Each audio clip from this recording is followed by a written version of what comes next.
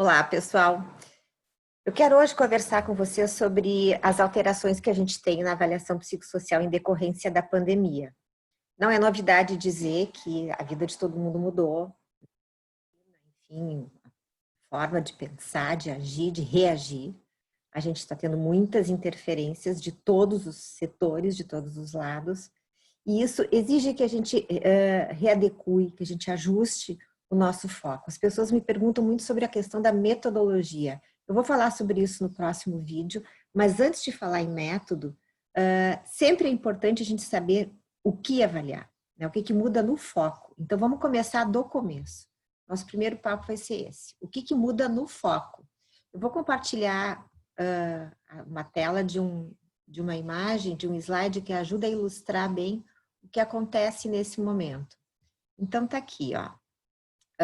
O que a gente tem hoje é toda uma questão da pandemia, todo o efeito, todo o impacto da pandemia interferindo no cenário do país, né? E na medida que interfere no cenário do país, a gente vê que crenças e hábitos do brasileiro começam a ter alteração. Por que eu estou começando a falar de um cenário tão amplo até chegar no indivíduo? Porque a gente não pode desconsiderar esse cenário. Toda avaliação psicossocial, toda avaliação psicológica precisa sempre ser realizada considerando o cenário de macro que se tem, né? Não pode só pensar em questões individuais e isoladas, porque a influência é muito grande. No nosso cenário de país, como eu vinha dizendo, a gente tem um impacto direto nas nossas crenças e nosso estilo de vida. O brasileiro é muito afetuoso, ele é muito sociável, ele precisa muito do contato presencial, ele é muito do tato, a gente é muito do abraço e do beijo, né? E isso tem um custo emocional muito grande para a gente. Um vício do comportamento brasileiro é levar tudo para a questão política, né? Politizar todos os temas. O que quer que seja, ele acaba recaindo em questões antigas de política, de ideologias, e acaba que também vejo nesse momento isso acontecer, um certo desvio do foco, né? Em vez da gente cuidar da saúde pública, de questões da própria contaminação em si, acaba se discutindo ideologia política. Então, isso reflete em crises políticas e crises econômicas que interferem no dia a dia de cada um de nós. Então, esse cenário de país já com um efeito evidente da pandemia, onde nosso estilo de vida, nossas crenças, nossos valores são atacados, e uma reação de negação, de não gestão da saúde pública, né, como a gente já viu acontecer lá em 1918, na pandemia anterior, da gripe espanhola, acontecendo agora novamente com o coronavírus. Então, esse é o cenário de país que se tem, que interfere no dia a dia e vai influenciar na avaliação psicossocial, sim. No trabalho, a gente vê as empresas com um outro tipo de cobrança, com outro tipo de pressão, né?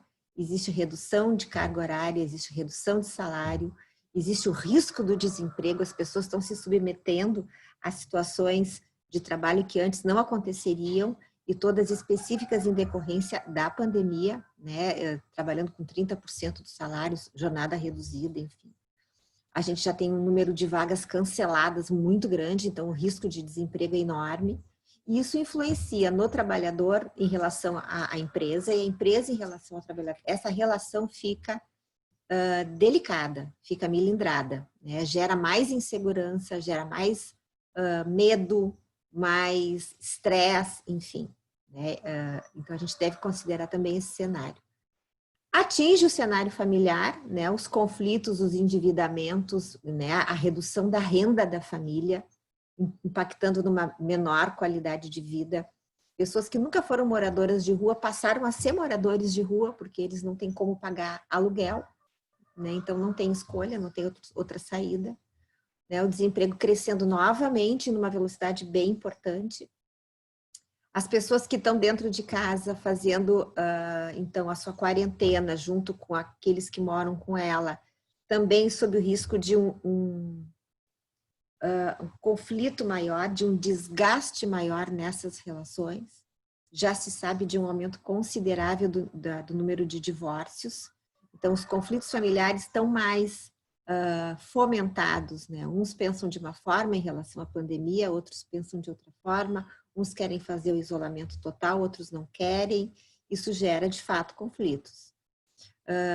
O nosso foco de avaliação em relação ao indivíduo em si se refere às atitudes, se refere a valores, às emoções e ao pensamento. As atitudes estão diretamente ligadas às questões de autoestima, de autoconfiança, de respeito por si mesmo, né? E a pandemia traz isso com muita força, né? A questão ética também, quer dizer, o respeito por mim impacta no meu respeito pelo outro. Se eu quiser cuidar da saúde do outro, eu preciso cuidar da minha. Se eu quiser cuidar da minha, eu preciso que o outro cuide da saúde dele. Então, tem questões ali de autorrespeito, tem questões atitudinais que interferem na resposta à pandemia, na resposta ao risco psicossocial da pandemia. Os valores, então, né, aquilo que realmente é importante na vida, a gente vê que esse evento todo traz uma certa revisão de valores, uma certa revisão de prioridades, né? Então, o que realmente para mim nesse momento vale mais, a que eu quero me dedicar, a que tem mais importância, né? Então, do que eu não abro mão. Então, ali reside os meus valores, que vai então definir as atitudes que eu vou ter. A gestão das nossas emoções fica também milindrada, fica dificultada, porque a gente está pagando um custo muito alto pelo isolamento social, né? A distância das pessoas que a gente ama, a impotência para cuidar delas, para cuidar de nós mesmos, né? Já é difícil. Então, a forma como essas emoções vão se manifestar, a forma como eu vou buscar controlar isso para que evite a geração de mais conflitos, enfim. Né? Aquele turbilhão de emoções que se viveu lá no início da pandemia e que em alguns momentos são revividos. O pânico, o medo, a angústia, a ansiedade, a raiva, a impotência, a insegurança, né? Aquele show de emoções que às vezes a gente mal entende de onde nasce, muito menos sabe como controlar, como conduzir. Então, é uma nova visão que a gente precisa ter, é um novo entendimento que é exigido de nós em razão da pandemia. As questões cognitivas, então, né, a formação do pensamento, ou seja, no que eu acredito, o que é verdade em relação a isso tudo, né? O que eu estou considerando como uma informação verdadeira para que ela, então, dê norte ao meu comportamento, né? O que eu vou considerar, então, como uma informação orientativa para mim, né? Eu vou considerar as orientações da OMS, eu vou considerar as orientações que o meu chefe está me dando, eu vou considerar as orientações que a minha família está tendo, enfim, né? Toda essa questão de saber no que acreditar para saber como reagir, né?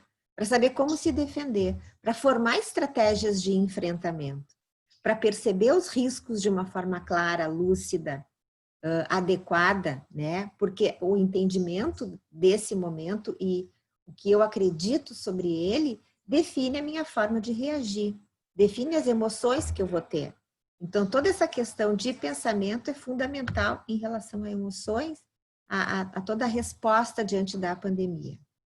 E, finalmente, a estrutura de personalidade, quando a gente for olhar para o indivíduo isoladamente, a gente precisa ter, então, a condição de avaliar o quanto ele está conseguindo se adaptar a esse momento, a esse cenário, a essa realidade, o quanto ele consegue ter estratégias de resiliência, estratégias de enfrentamento, né, fazendo uso da razão para poder dar uma moderação à emoção e, a partir daí, construir um comportamento seguro, um comportamento saudável, que garanta condições de vida a ele e às pessoas que estão ao redor dele.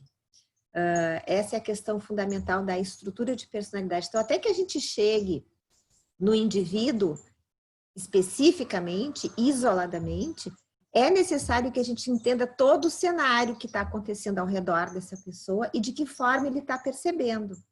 É importante ressaltar aqui, gente, que não é uma questão de como eu entendo o cenário do país, o cenário de trabalho, o cenário de família. É importante eu fazer um olhar de como que o meu avaliado está enxergando esses cenários. de como ele está respondendo a esses cenários e de como ele está buscando meios de se adaptar e de reagir a isso tudo de uma forma saudável e adequada. Essa é a questão fundamental. Então, aí a gente vai então chegando no indivíduo, poder observar quais os riscos psicossociais que ele está percebendo para esse momento. Ele percebe o estresse, ele percebe os riscos à saúde física, os riscos à saúde mental, ele percebe a ansiedade, o medo de ser contaminado, o medo de morrer, o medo de contaminar alguém. Como ele absorve isso? Como ele responde a isso? Como ele faz para tentar se ajustar a esse novo mundo que surgiu diante de todos nós, de uma forma tão repentina? Então, a avaliação psicossocial, neste momento pandêmico que a gente vive, requer que se entenda, através dos olhos do nosso avaliado, como que ele está percebendo esses cenários, como ele está reagindo e como ele está buscando se adaptar, ou não. Então, não muda o que a gente antes avaliava. Todos aqueles conceitos de percepção de risco, de medo, de homeostase, de coping, enfim, todos aqueles conceitos que a gente já conhece, que está lá no livro, para quem já leu já sabe, eles não vão deixar de ser avaliados, eles seguem sendo avaliados igualmente, porém, inserindo todos eles dentro do cenário que se tem hoje. Então, o que eu quero destacar aqui é que a avaliação psicossocial, a partir de agora, ela precisa ser feita, sim, considerando todas as influências desde o início da pandemia até os tempos atuais, certo? Então, esse entendimento é o ponto de partida para daí a gente pensar em método. Não adianta pensar em teste, em entrevista, em que tipo de pergunta, se eu não sei o que eu tenho que avaliar. Então, entendam o que precisa ser avaliado. Essa imagem aqui reflete, então, um resumo do olhar que a gente precisa ter, da análise que tem que ser feita, através, então, das respostas e da percepção do nosso avaliado. Ok? Então, era isso assim, que eu queria poder compartilhar hoje com vocês. Reflitam sobre isso. O curso de avaliação psicossocial, ele agora passa a ser adaptado a essa realidade, né? Então, a metodologia está ajustada.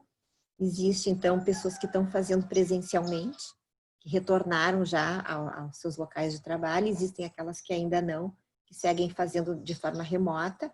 Então, a gente tem que considerar essas duas possibilidades de método para, a partir disso, então, dar atenção a essa demanda que não para de crescer, tá bem? Até a próxima, então.